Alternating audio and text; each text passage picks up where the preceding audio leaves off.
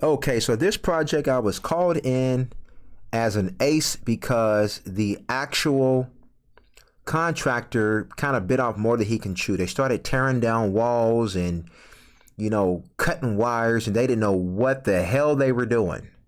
So it was so bad that the guy that he had doing the work was a guy off the street, his cousin. He was up in the attic cutting three-way lines, getting shocked, and it was a mess. And it was so bad that he had the whole house operating on one switch, all the lights, at least on the first floor, which is this floor. So the couple was getting upset, and so they called me in. Well, the contractor called me in because he knew me from another project. He said his cousin messed up and he didn't know what to do. He's kind of at a standstill. So I had to come in and clean up all the electrical. I had to come and clean it up and get it back to glory. So that's what I did. That includes running plumbing for the restroom on the first floor and downstairs as well, because that's just what I do. And all of it was inspected and passed inspection, by the way. And yes, I do hold an apprentice card. So for anybody that says you're not supposed to be doing that, actually I can, as long as there's a journeyman or a master around. So cool out. Anyway, I hold a degree in engineering, electrical engineering, so I know exactly what I'm doing when it comes to Ohm's law and electrical theory and principles. So with that being said, let's go through this. So like I said, they just didn't know what they were doing. So I had to go through and pretty much verify and double check everything. And it was a mess. Not to mention they were going to add a garbage disposal and a dishwasher. So I had to drop lines for those as well. Independent lines on independent breakers. All that went smoothly. This is the wall they tore down. People, you don't ever tear down walls, especially walls with wires. And if you do, make sure you know what's what, because this whole thing was a mess. So pretty much right here is what I had to deem the necessary passageway to get from upstairs in the attic down to the basement. You understand? So this one switch right here was cutting on all these lights on the first floor. It was a mess. It was a mess. Whereas this whole wall was here, and this switch controlled the fan over here with a three-way. Well, all that went away.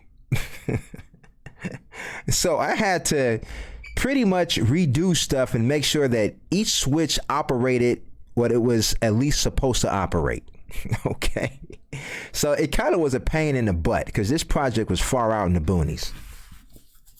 But it worked well. It turned out okay. So let's go.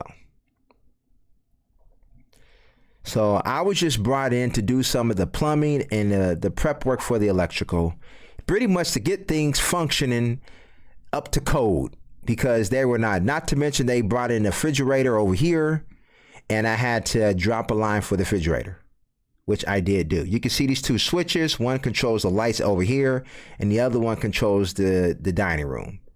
This is why you don't tear down walls if you don't know what you're doing. I believe they converted this into a bar, but the owners were getting very upset with the contractor. So guys, when you do business, you got to make sure you're professional and you're punctual, okay? I pride myself on those principles and on delivering as well. And I did deliver. So yeah, man, they had splices in the wall with wire nuts. Guys, you cannot do this kind of stuff. Every splice has to be at a junction box. That is NEC electrical code. And I think this was like 3 years ago. So that had the NEC 2023. Every splice has to be in a junction box for troubleshooting purposes. You cannot have splices in the wall and with wire nuts and cover up the wire nuts with drywall. That is a huge no-no. So I had to take all this drywall down and see what was going on. And lo and behold, I had pictures too. Lo and behold, this guy did not know what the heck he was doing. So I had to redo things and pretty much do it the right way. So yeah, this job was crazy. And like I said, I had to use that spot right there to drop lines down to the basement to get them to the panel, which was in the garage. This is where you get into the manhole up in the attic. I had to prep this right here. This is all my work as well. Prep all that. Shower fixture, I did the electrical in here as well. They just needed things to be functioning before they button stuff up. You know, they had to cover all this up because they just did not know what they were doing. They just didn't know what they were doing. And obviously those are on GFI breakers, those outlets. And that's a junction box because, like I said, they were just cutting things, man, and they just did not understand what... Well, no, that's a GFI, which is parallel to that one. So they both work in tandem, so they're within 6 feet of a water spout, so they have to be GFI. So that's just me kind of going through what I was doing. I had to also run plumbing for the sink fixture, a his and her sink. And I had to drop a drain for the toilet because they didn't know what they were doing with the actual flange for the toilet. So this guy, he was in here just causing a mess. And they brought the guy in off the street, and I was like, he just wanted to make some quick money, and that's what he did. And he left y'all with a big mess, and y'all brought me in to clean stuff up. See, it's grounded, so that's good. So we're just making sure everything is working properly before they start covering up the actual walls. I think everything got painted and finished, if I remember correctly. I didn't really have any need to go back to the project after I completed my portion. So